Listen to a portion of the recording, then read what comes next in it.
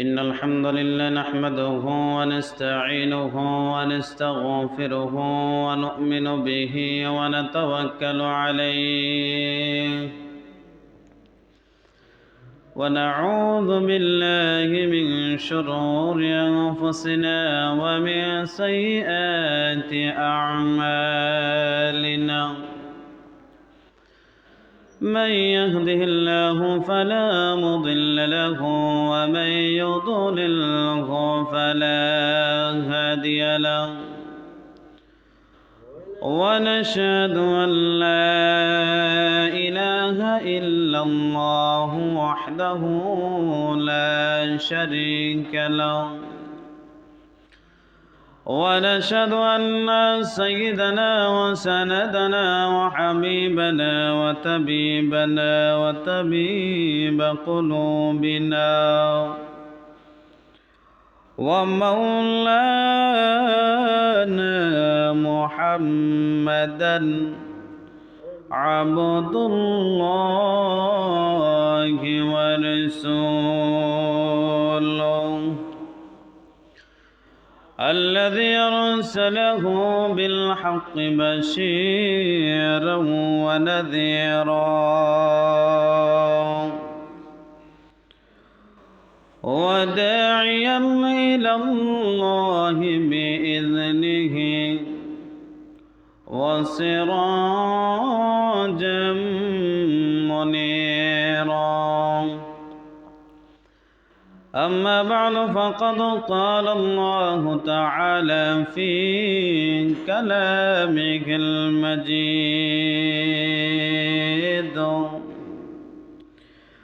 وفي فرقانه الحميد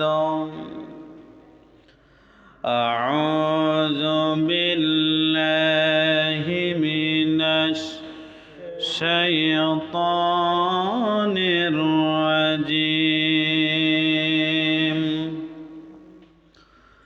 بسم الله الرحمن الرحيم سبحان الذي أسرى بعبده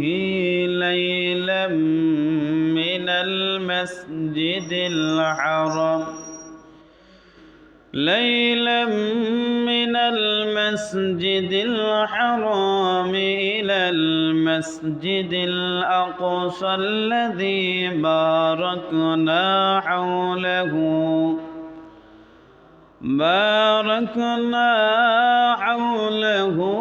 لنريه من آياتنا إنه هو السميع البصير وقال رسول الله صلى الله عليه وسلم الصلاة ميرج المؤمنين أو كما قال عليه الصلاة والسلام صدق الله العظيم وصدق رسوله النبي الكريم ونحن على ذلك من الشاهدين والشاكرين والذاكرين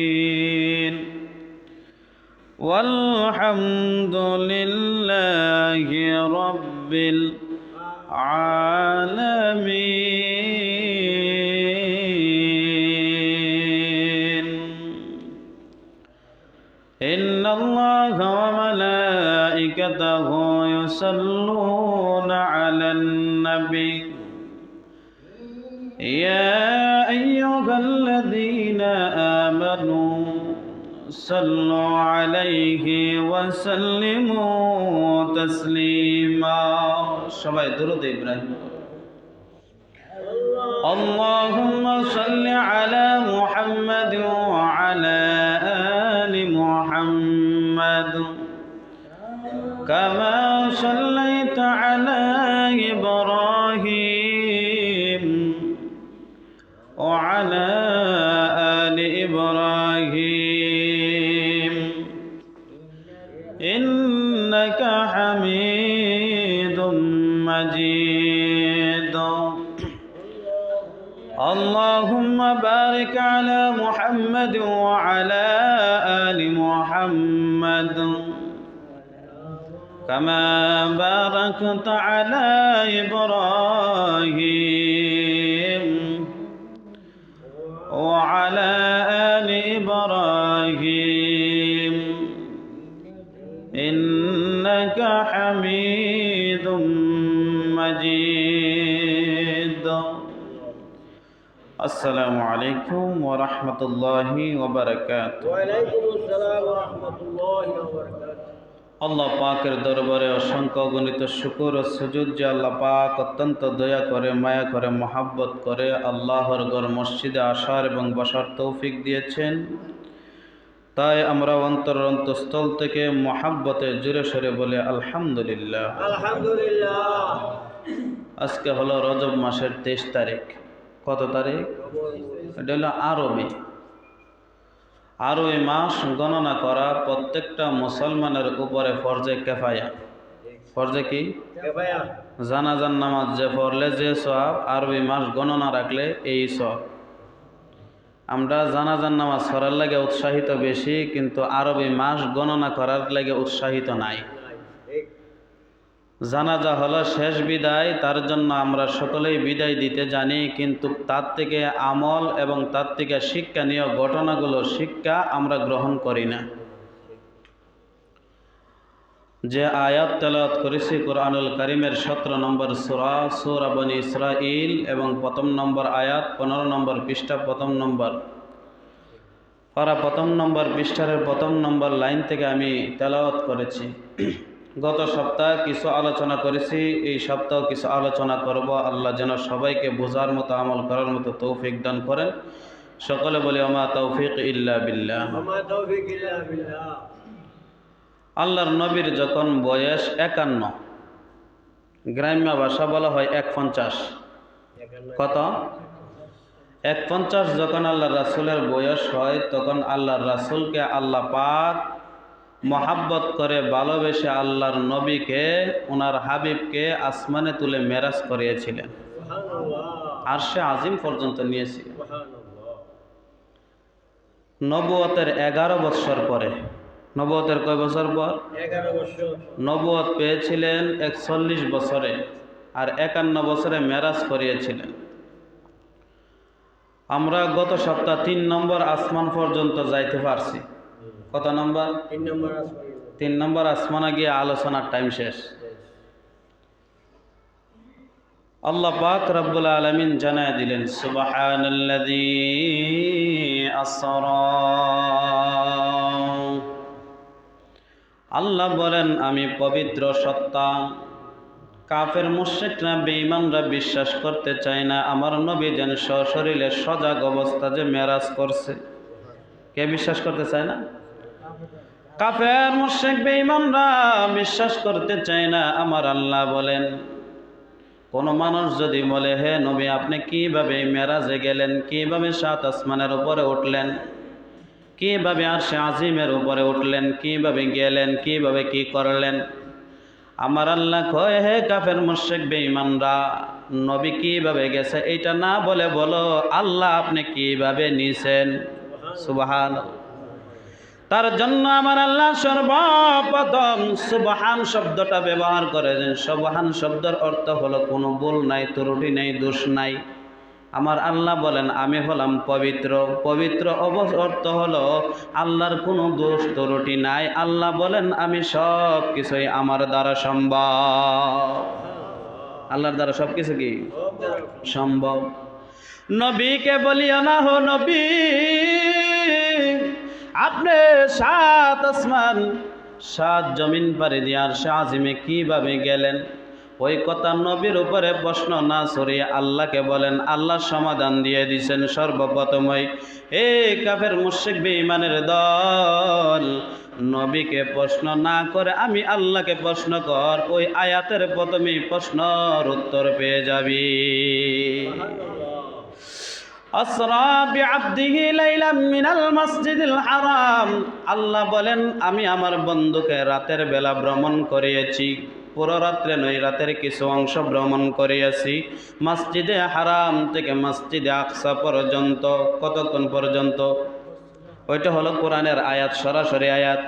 মসজিদুল হারামিও ইলাল মসজিদুল আকসা, মসজিদে হারাম থেকে মসজিদে আকসা পর্যন্ত ভ্রমণ করালেন।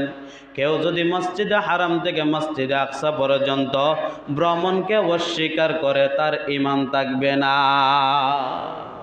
কারণ কি জানার দরকার? এটা হলো সরাসরি কোরআন। সরাসরি কি কোরআন? যদি কেউ অস্বীকার করে ঈমান থাকবে নি? ঈমান থাকবে না। আর কোন বান্দা যদি মসজিদে আকসা থেকে আরশে আজিম পর্যন্ত অস্বীকার করে ওই বান্দা হবে ফাসেক। এই বান্দা কি? ফাসেক হবে। কারণ হলো সে হাদিসকে অস্বীকার করলো। কাকে অস্বীকার করলো? হাদিসকে। হযরত জিবরাইল আলাইহিস সালাতু ওয়াস সালাম মসজিদে আকসা থেকে যখন নিয়ে গেলেন নবীকে বুরাকের মধ্যে করিয়া, আল্লাহর নবী বললেন এমন একটি জায়গার মধ্যে গেলাম, হে আমার উম্মতের দল, এমন একটি জায়গার মধ্যে গেলাম, গিয়ে দেখলাম একটা গর্ত, বড় ধরনের একটা গর্ত করছে। গর্ত দেখিয়ে ওই গর্তের ভিতরে একটা মানুষকে এমনভাবে আযাব দিতেছে, মাথার মধ্যে হেমার দিয়া একটা বাড়িতে মাথার খলি উড়িয়া যায়, আসমান পর্যন্ত লাগিয়া যায়। আসমান থেকে যখন আবার তার মাথার মধ্যে পুনরায়ভাবে লেগে যায়। আল্লাহর নবী জিবরাইলকে ডাক দিয়া বলেন, জিবরাইল, কিসের জন্য তাকে আযাব দিতেছি? আমার নবী বললেন, আযাব দিতেছে কিসের জন্য জানার জন্য জিবরাইলকে বললেন। জিবরাইল আমিন বললেন, নবী গো সামনের দিকে যান। নবী আমার সামনের দিকে গেলেন, গিয়া দেখলেন আবার একটি গর্ত। এমন গর্ত করা হয়েছে, ওই গর্তের ভিতরে আগুন দাও দাও দাও দাও কইরা জ্বলতেছে। একজন নারীকে একবার নিচের দিকে নিতেছে, আবার উপরের দিকে তুলতেছে। আমার নবী হতভম্ব হয়ে জিবরাইলকে জিজ্ঞাসা করলেন, জিবরাইল, এ কেমন শাস্তি, কোন কারণে শাস্তি দিতেছি? আগুন দিয়া ওই নারীকে শাস্তি দিতেছি, একদল নারীকে আর একদল পুরুষকে আগুন দিয়া শাস্তি দিতেছি, ও জিবরাইল কেন? জিবরাইলকে প্রশ্ন করলেন। জিবরাইল বললেন, নবী আর একটু সামনের দিকে এগিয়ে যান। সামনের দিকে অগ্রসর হলেন। আমার নবী যখন সামনের দিকে অগ্রসর হলেন, একটু পরে আবার গিয়া দেখতেছেন একদল মানুষকে একটি গাল করার দ্বারা কাটতেছে। কি দ্বারা?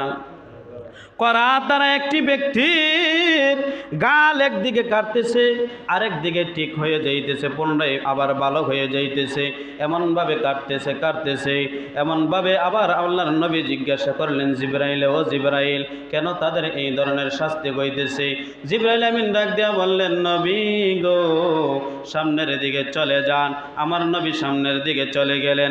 আবার সামনে যখন গেলেন, একদল মানুষকে, কিছু সংখ্যক সুন্দরী মহিলাকে তাদের আকর্ষণীয় জায়গার মধ্যে লটকায়, একটা রশির মধ্যে, এমন একটি জায়গার মধ্যে লটকায় তাদের বশির মতো তাদেরকে ঝুলন্ত অবস্থায় রেখে দিলেন। জিবরাইল আমিনকে বললেন, ও জিবরাইল, তাদেরকে কেন এই ধরনের শাস্তি দিতেছে? আমার নবী বলতেছে। বলার পর জিবরাইল বললেন, নবী আপনি একটু সামনের দিকে এগিয়ে যান। সামনের দিকে এগিয়ে যাওয়ার পর জিবরাইলকে প্রশ্ন করলেন, জিবরাইল, ওই যে সামনের দিকে দেখতেছি কিছু সংখ্যক মানুষকে কাঠ ভর্তি করে একটি বস্তার মধ্যে দিতেছে, ওই কাঠগুলা বস্তাগুলা মানুষে লইতে পারে না, একটু লওয়ার পরে আবার পরে যায়, কি বিষয়, কোন কারণে? জিবরাইল আমিন বললেন, নবী গো আরো কিছু দেখতে পারবেন, সামনে যান। সুবহানাল্লাহ। আরো কিছু কি দেখতে পারবেন? আল্লাহর নবী বললেন, আমি সামনের দিকে এগিয়ে গেলাম। যাওয়ার পর একদলকে দেখলাম বিশাল বড় নদী, ওই নদীর কোনো কিল কিনারা নাই। যখন দেখলাম ওই মানুষগুলা রক্তর নদী, এটা কোনো পানির নদী না, রক্তর নদীর মধ্যে ওই মানুষগুলা দেখলাম ফারের মধ্যে আসতে চায়, আরেক দল মানুষে তাদেরকে ডিল মারে, মারার সাথে সাথে আবার মধ্যখানে চলে যায়। জিবরাইল আমিন ডাক দিয়া বললেন, ও নবী, কিসের কারণে তাদেরকে এই ধরনের শাস্তি দেওয়া হইতেছে জানেননি? জিবরাইল আমিন বললেন, ইয়া রাসূলুল্লাহ, তাহলে এক এক করে আপনি শুনতে থাকেন, আমি জিবরাইল বর্ণনা করতে দিতে থাকি। জিবরাইল আমিন ডাক দিয়া বললেন, ও নবী, সর্বপ্রথম দিন দেখলেন একটা গর্তের মধ্যে মানুষটাকে এমনভাবে হেমার দিয়া তার মাথার মধ্যে আঘাত করা হইতেছে, তার মাথার কলিগে আসমানের মধ্যে উড়িয়া উঠতেছে, আবার তার মাথার মধ্যে লাগতেছে। কেন জানেননি? ওই মানুষটা বেনামাজি ছিল। কি নামাজি? বেনামাজি ছিল। ফজরের সময় তারে ডাকলেও নামাজ পড়তো না, জোহরের সময় ডাকলেও সে নামাজ পড়তো না। জিবরাইল আমিন ডাক দিয়া বললেন, নবী, কতদিন পর্যন্ত তার আযাব চলবে জানেন? কিয়ামত পর্যন্ত আযাব চলবে। ওই আযাব এক সেকেন্ডের জন্য বন্ধ হবে না। শুধু ওই পর্যন্তই শেষ না। নবীজি বললেন, কিসের কারণে? বলে, ফজরের নামাজ পড়ে নাই। যে বান্দা ফজরের নামাজ পড়ে নাই, জোহর পর্যন্ত তার মাথার মধ্যে বাড়ি দেওয়া হবে। যে ব্যক্তি জোহর পড়ে নাই, আসর পর্যন্ত দেওয়া হবে। যেই ব্যক্তি আসর পড়ে নাই, মাগরিব পর্যন্ত দেওয়া হবে। যেই ব্যক্তি মাগরিব পড়ে নাই, এই ব্যক্তিকে এশার পর্যন্ত আঘাত দিতেই থাকবে। যে ব্যক্তি আসার পরে নাই, ফজর পর্যন্ত আঘাত দিতেই থাকবে। আঘাতের উপরে আঘাত শেষ হবে না। ওই বেনামাজিকে শাস্তি দিতে থাকবে, তাকে হেমার দিয়ে মাথার মধ্যে বাইরানি দেওয়া হবে। বলেন নাউজুবিল্লাহ। নামাজ দরকার আছে না নাই? নামাজ না পড়লে আমরা মনে করি যে দুনিয়ার থেকে চলে গেলে মনে হয় আর কোনো শাস্তি নাই। ওই দুনিয়ার থেকে চলে গেলে আরেক দুনিয়াও আছে। আরেক দুনিয়া কি? এই দুনিয়ার শেষ আছে, শুরু আছে, শেষ আছে, কিন্তু ওই দুনিয়ার শুরু আছে, কোনো শেষ না। আল্লাহর নবীকে বললেন, নবী, দ্বিতীয়বার একটি গর্তের মধ্যে যেন দেখলেন আগুন দিয়ে আযাব দেওয়া হইতেছে। শুধু আযাব নয়, তাদেরকে আগুনের দ্বারা জিনা করানো হচ্ছে। বলে, কেন জানেননি? বলে, তারা দুনিয়াত অবস্থান করত, তারা দুনিয়াত জিনার কাজ করত। দুনিয়াত কি কাজ করত? জিনার কাজ করত। এমন এমন জিনা করত, বিবাহ করেও জিনা করত, বিবাহ না করেও জিনা করত। দুনিয়াতে এমন কোনো ব্যক্তি নাই, ক্ষমতা ছিল না তাদেরকে শাস্তি দেওয়ার, কিন্তু আজকে ওই শাস্তি থেকে তাদেরকে কেউ বাঁচাইতে পারবে না। পারবে? দুনিয়াতে নেই। অনেকে ক্ষমতার কারণে জিনার শাস্তি করাইতে পারে না, ব্যভিচারের শাস্তি করাইতে পারে না, কিন্তু আল্লাহ বলেন ওই জায়গাত কোনো ক্ষমতা চলবে না। ক্ষমতা কার? ইন্না বাতুশা রাব্বিকা লাশাদীদ।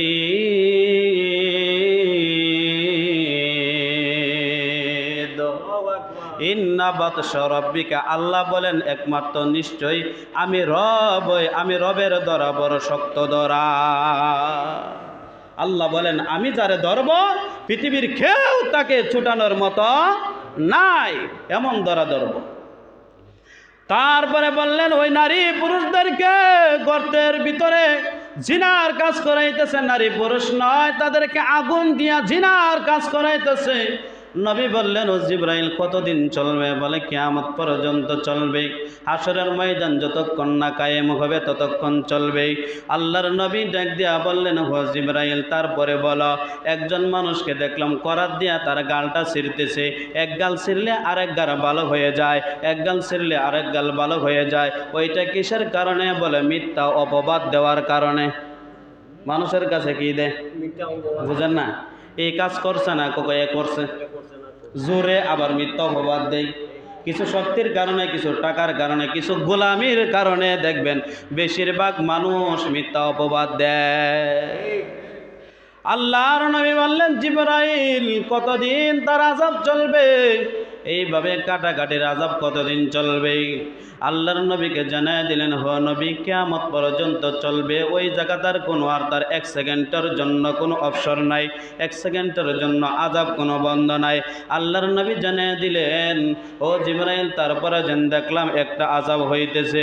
বলে ওই আযাবটা কি? বলে ওই আযাবটা হলো কিছু কিছু নারীদের দেখলাম আকর্ষণীয় জায়গার মধ্যে লটকায়া, তাদেরকে বস্যির মধ্যে লটকায়া দিয়েছে। কিসের কারণে?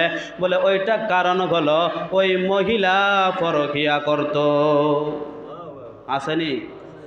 নাই এলাকাত নাই? ওই পরকিয়া করত, স্বামী থাকা অবস্থা পরকিয়া করত, তাদেরকে এই অবস্থা করতেছে, ওই ধরনের শাস্তি দিতেছে। বলে কতদিন চলবে? বলে কিয়ামত পর্যন্ত চলবে। শুধু তাই না, জিবরাইল আমিন ডাক দিয়া বললেন, ইয়া রাসূলুল্লাহ, ইয়া হাবিবাল্লাহ, নবী গো, ওই যে রক্তর নদী দেখলেন, রক্তর নদীর মধ্যে মানুষটারে যখন পারের মধ্যে আসে, এমন সময় আবার ডিল দেয়। রক্তর নদীর মধ্যে বলুন তো, রক্ত ভালো না পানি ভালো? সবাই কান, পানি ভালো, কিন্তু রক্তর মধ্যে ফেস লাগিয়ে থাকে, রক্ত বড় ঘন, তার কারণে ফেস লাগিয়ে যায়। ওই জায়গার মধ্যে থেকে যখন নদীর মধ্যে দিকে আবার কিনারা একদল মানুষ আবার কি করে, ডিল মারে, মারার সাথে সাথে আবার মধ্যখানে চলে যায়। নবী আমার ডাক দিয়া বললেন, জিবরাইল, কেন এই ধরনের শাস্তি তাদেরকে দেওয়া হয়? বলে দুনিয়াতে সুদ খাইতো। কি খাইতো?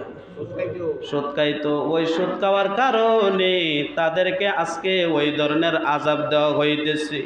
ওই বর্ণনাটা আবার শক্ত করে দেওয়ার কারণে একজন সাহাবী বলতেছে, ও নবী, শুধু ওই ধরনের শাস্তি নয়, কিয়ামতের ময়দানে তার পেটটাকে মটকার মতো বানায় দেওয়া হবে। কি দেওয়া? মটকা বুঝেন না আপনারা? শীতল তৈরি দেখবেন, যে জায়গার ভিতরে শীতল তৈরি করে, ওই জায়গার ভিতরে বড় বড় মটকা আছে। ওই মটকার ভিতরে শীতল জাপ দিয়া তৈরি, এটারে শীতল বলা হয়, শীতল বানানো হয়। ওই মটকার ভিতরে কিয়ামতের ময়দানে তার পেট হয়ে যাবে, তার থেকে বড় বিশাল বড় পেট হয়ে যাবে। মানুষ হাসরের ময়দানে দেখবে তার পেটের ভিতরে সাপ দৌড়াদৌড়ি করতেছে। কি দেখবো? সাপ কি করছে? দৌড়াদৌড়ি করতেছে।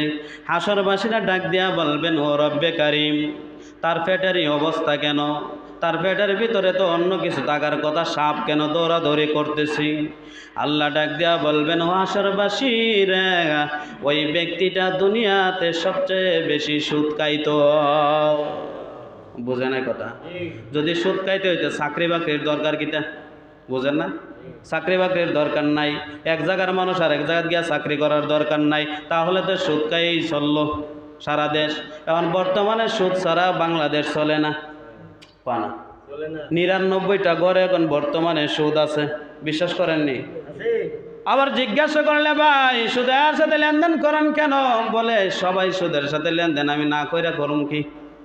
আচ্ছা বলুন তো, এরার হিসাব কি বেটা দিব? যার যার হিসাব যার যার দিতে হবে। তার জন্য সুদের যত লেনদেন আছে সব কিছু বন্ধ করে দিতে হবে। কি বলেন? তারপরে আমার আল্লাহ জানিয়ে দিলেন, ইয়া আইয়ুহাল্লাযীনা আমানু তাকুল্লাহা ওয়া যারু মা বাকিয়া মিনার রিবা ইন কুনতুম মুমিনিন।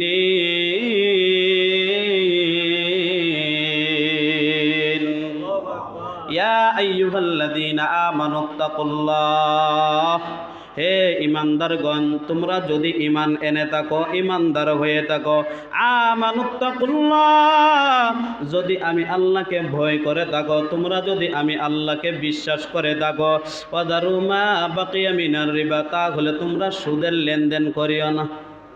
কিসের লেনদেন? কয়টা গাড়া? আমানুত্তাকুল্লাহ ওয়াযারু মা বাকিয়া মিনার রিবা ইন কুনতুম মুমিনিন, আর তোমরা যদি মুমিন হয়ে থাকো তাহলে সুদের লেনদেন বন্ধ কইরা দাও।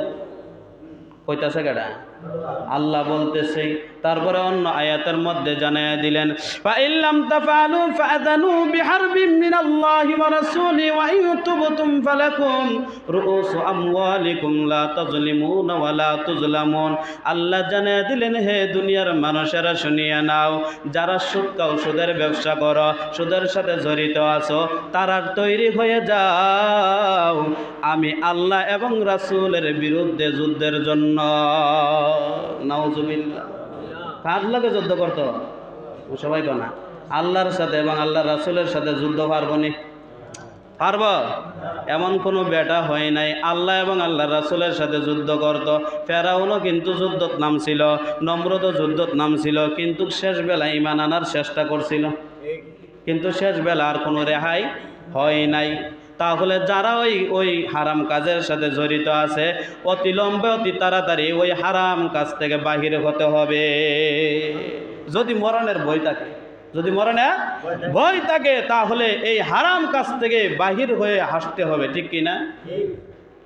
আমাদের মধ্যে বেশিরভাগ ঘরে ঘরে এখন বর্তমানে কিস্তি, বুঝেন না কথা? এই কিস্তি আছে নি?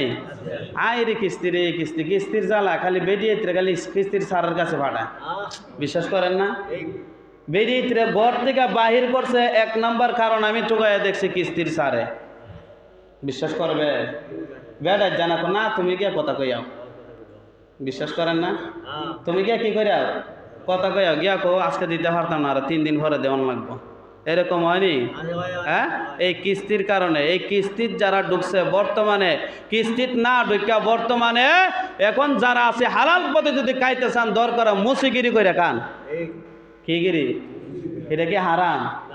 কিস্তি তো লাগে এখন কোয়া না সবাই, কিস্তি তো লাগে হারাম। মুসিগিরি কইরা খাওয়া কি না হারাম না? মেতরগিরি কইরা খাওয়া হারাম না, কিন্তু কিস্তিত যাওয়া হারাম। কিস্তির যাওয়া কি হারাম। এখন আমরা কিস্তি কোনো সমস্যা পড়লেই কিস্তি। ছেলেরে বিদেশ পাঠাইবে 3 লক্ষ টাকা, কয় লক্ষ দরকার, আত্মীয় স্বজনের কাছে খুঁজছে, খোঁজার পরে দেখা যায় পায় না, কোনানো যায়, কিস্তিত গিয়া বাইল করে 3 লক্ষ। ওই ছেলের যেন তুলিয়া দিচ্ছেন, ছেলে হিসাব দিত না, আপনি বাপ হইয়া হিসাব দিতেইব। বিশ্বাস করেন না? হিসাব দিতেইব কে? ছেলের সুখ খুঁজতে গিয়া নিজের জাহান্নামের গর্তে ঢুকাইছে। বিশ্বাস করেন? এরকম হাজার হাজার অহরহ হইতেছে। আবার অনেক খাকনা মানুষ আছে, হুজুররা যত কত তো না। বিশ্বাস করেন? কাও হুজুররা যত কত তো না, হুজুরার কথা শুনলে সমাজে চলন যেত না। হুজুররা তো আমরার বালার লাগি আবার কয় থাক নাই, কি কয়? হুজুররা তো আমরার বালার লাগে কিন্তু আমরা তো চলতে পারি না। এরকম চলতে পারে না, ফাঁকনামি করে। আবার এইসব ফাঁকনামি চলতো না আল্লাহর দরবারে। কার দরবারে? এইসব ফাঁকনামি চলতো না। কিন্তু দেখবেন অনেকে আছে লম্বা টুপি, লম্বা দাড়ি, সব কিছু রাইকা হুজুর দ্বারে দেখবেন বুজুর্গিগিরি দেখা, এরপরে দেখা যায় সকল গুনাহের কাজে লিপ্ত হয়ে যায়। বিশ্বাস করেন না? গুনাহের কাজ নিজেও দেহে আবার মানুষেরও দেখা, নিজেও গুনাহ করে আবার মানুষেরও গুনাহ করে, এরকম নাই? বুজুর্গিগিরি দেখাইলে সামনে পিছনে একরকম হইতেইব, বুঝেন না? আল্লাহর সামনে যেরকম বান্দার সামনেও সেইরকম হতে হবে, তাহলে না বুজুর্গিগিরি। আমরা সামনে একরকম বুজুর্গি, পিছনে আরেক রকম বুজুর্গি, এইরকম বুজুর্গি সুরত হইতেই না।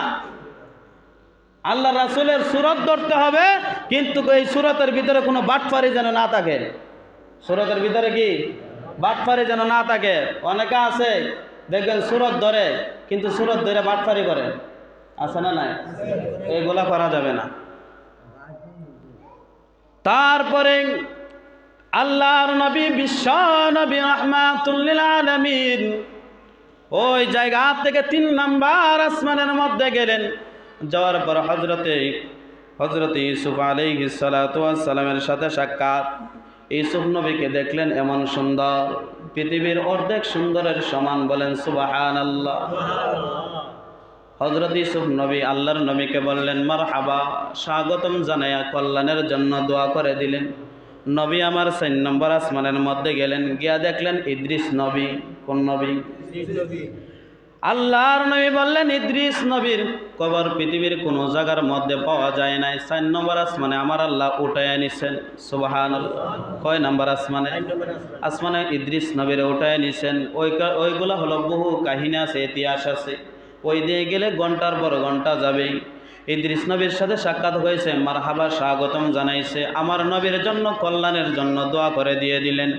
আল্লাহর নবী 5 নম্বর আসমানের মধ্যে উঠলেন, ওঠার পরে হযরত হারুন আলাইহিস সালাতু ওয়াস সালামের সাথে সাক্ষাৎ হইলেন, মারহাবা স্বাগতম জানাইয়া আর কল্যাণের জন্য দোয়া করে দিলেন। তারপরে 6 নম্বর আসমানে গেলেন, যাওয়ার পর হযরত মূসা আলাইহিস সালাতু ওয়াস সালামের সাথে সাক্ষাৎ হইলেন। হওয়ার পর মূসা নবীও জানাইলেন স্বাগতম, মারহাবা, ও নবী আপনার জন্য কল্যাণের জন্য দোয়া করে দিলাম, যান। 7 নম্বর আসমানে গিয়া দেখলেন একটি দেওয়ালের সাথে হেলান দিয়ে একজন বৃদ্ধ লোক চাদর মুড়ি দিয়া বৈশা রয়েছে। সুবহানাল্লাহ। উনি হলেন হযরত ইব্রাহিম আলাইহিস সালাতু ওয়াস সালাম। কে বৈশা রয়েছে? ওই জায়গাটার নাম হলো বাইতুল মামুর। জায়গাটার নাম কি? বাইতুল মামুর। কাবা শরীফের সোজা 7 আসমানের উপরে ওই জায়গাটার নাম হলো, একটি গড় আছে মসজিদ, ওই গড়টার নাম হলো বাইতুল মামুর। জায়গাটার নাম কি? বাইতুল মামুরে এলান দিয়ে বৈশা রয়েছে। জিবরাইল আমিন আমার নবীর কানে কানে বলতেছে, ও নবী, তিনি হলেন আপনার জাতির পিতা হযরত ইব্রাহিম আলাইহিস সালাতু ওয়াস সালাম, ওনাকে সালাম দেন।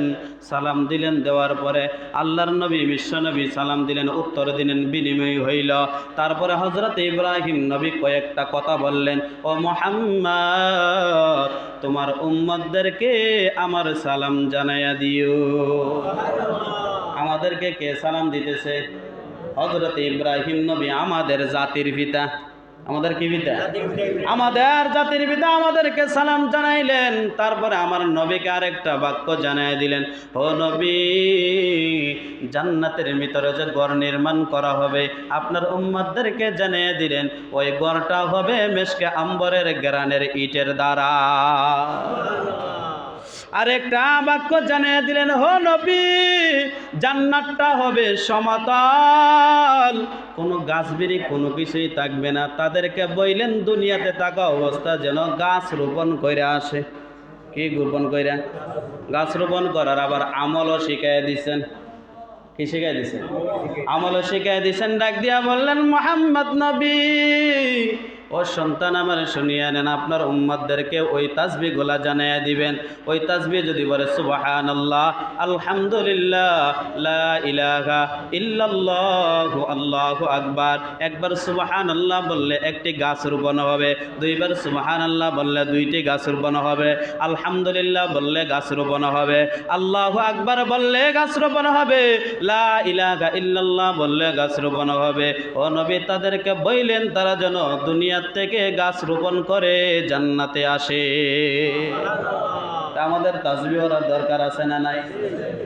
শুধু তাই নয়, হযরতে ইব্রাহিম আলাইহিস সালাতু ওয়াস সালামকে দেখার পর কথা সাক্ষাৎ হইলে কল্যাণের জন্য দোয়া করলেন। বাইতুল মামুর দেখলেন আমার নবী, জিবরাইলকে ডাক দিয়া বললেন, ও জিবরাইল, ওইটার ভিতর থেকে দেখা যাইতেছে মানুষের মতো কিছু বাহির হইতেছি। জিবরাইল আমিন বললেন, ও নবী, ওইটার ভিতরে কোনো মানুষ নয়, 70,000 ফেরেশতা প্রতিদিন নামাজ পড়ে। ওই 1000। শুধু তাই নয়, আশ্চর্যের বিষয় হলো আমার নবীকে জানায় দিলেন, হে নবী, ওই মসজিদে একজন ফেরেশতা একবার শুধু জীবনে নামাজ পড়তে পারে, দ্বিতীয়বার কোনো চান্স পায় না। দ্বিতীয়বার কি চান্স পায় না? তাহলে বোঝা গেল দুনিয়ার জমিনে ফেরেশতা কম। ফেরেশতা কম, ফেরেশতা অসংখ্য বানায় দিছে। মাত্র একবার নামাজ পড়তে পারে দুনিয়া সৃষ্টির থেকে দুনিয়ার শেষ পর্যন্ত।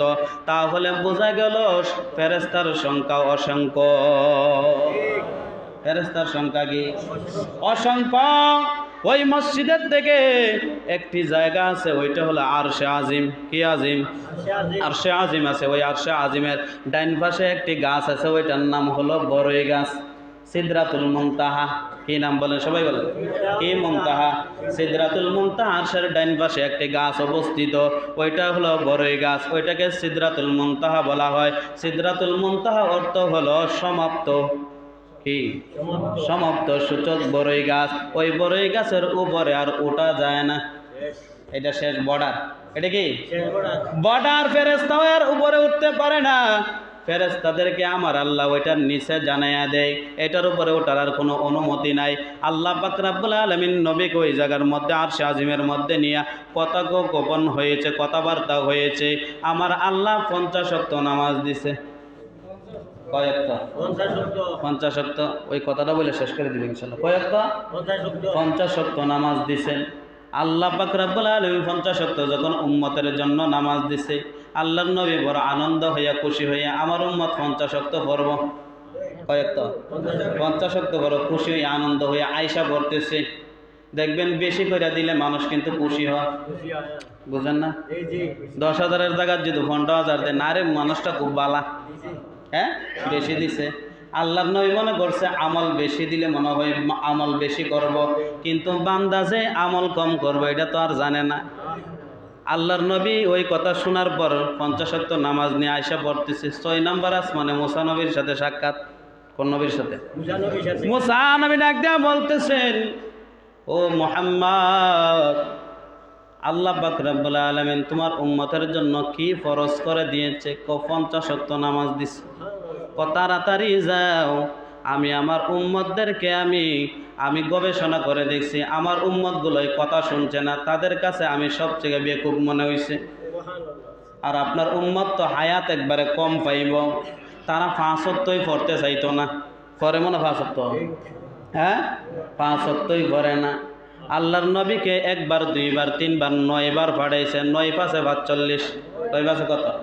45। 9 বার পাঠাইছে, পাঠানোর পরে 5 বার 5 ওয়াক্ত নামাজ দিয়া বলতেছে, আল্লাহ পাক রব্বুল আলামিন বললেন, নবী গো, ওয়াক্ত কমাইছি কিন্তু সব কমাইছি না। কি কমাইছে? নামাজের ওয়াক্ত কমাইছি কিন্তু নেকি কমাইছি না। আপনার উম্মতদেরকে বললেন, যদি 5 ওয়াক্ত নামাজ পড়তে পারে নিয়মিত, 5 ওয়াক্ত নামাজ যদি আদায় করতে পারে, আমি আল্লাহ 50 ওয়াক্ত নামাজের সওয়াব তাদের আমল নামায় ঢুকাইয়া দিবা। তারপরে তো 5 ওয়াক্ত পড়ে না। এরকম নাই মনে এলাকায়? 5 ওয়াক্ত নামাজের কথা কইলে বিরক্ত মনে করে, নামাজের কথা বিরক্ত মনে করে, কখন নামাজ পড়ে কি করুন, এরকমও আছে মানুষ। তাহলে বলুন তো, আল্লাহর নবী মেরাজে গিয়া কি আনছেন? সবাই কন, নামাজ আনছে। নামাজ ধরার লাগে না সারার লাগিয়া? নামাজ পড়ার লাগে না না পড়ার লাগিয়া? পড়ার লাগিলে পড়তে হবে তো ইনশাআল্লাহ। নিজে পড়বেন, ছেলে মেয়েদেরকে বলবেন ইনশাআল্লাহ। তাহলে 5 ওয়াক্ত নামাজ মসজিদে আয়েশা জামাতের সাথে পড়ব তো ইনশাআল্লাহ। আমাদের সর্বপ্রথম কাজ হলো নামাজ। সর্বপ্রথম কি? তারপরে বলছে আল্লাহর নবী, আমি যে মেরাজে আসছে, আমার উম্মতরা কি মেরাজে আসবে না? নবী কত দয়ালু, কত মেহেরবান। আমার নবীকে বললেন, আসসালাতু মিরাজুল মুমিনিন। নবী, আপনার উম্মত যদি 5 ওয়াক্ত নামাজ পড়ে, তারা 5 বার আমার সাথে মেরাজ করবে। কয়বার? আল্লাহ নবী তো করছে 1 বার, আপনার উম্মত করবো প্রতিদিন 5 বার। সুবহানাল্লাহ। 5 বার মেরাজ করবে কি? তার মেরাজ তো পড়েই না, ফরন লাগবো। কি করণ লাগবো? পড়তেই। আমাদের ইজতেমা আছে, সবাই জানেন তো ইনশাআল্লাহ। ইজতেমার আলোচনা করার দরকার ছিল, কিছুক্ষণ টাইম শেষ। 31 জানুয়ারির কত? 31 ফেব্রুয়ারির 1-2 ইজতেমা যাবেন তো ইনশাআল্লাহ? সবাই যাইতে হবে। জান মাল টাকা পয়সা দিয়া আল্লাহর রাস্তায় বাহির হতে হবে। জানও দিতেই বা, মালও দিতেই বা, সময়ও দিতেই বা। অনেকে আছে টাকা দিব, পয়সা দিব, সব দিব, সময় দিতাম না, এরকম নাই। সব দিতে হবে ইনশাআল্লাহ। আল্লাহ যেন আমাদের সবাইকে ইজতেমা এবং আমল করার তৌফিক দান করেন। সকলে বলে আমিন। ওয়া আখিরু দাওয়ানা আনিল হামদুলিল্লাহ।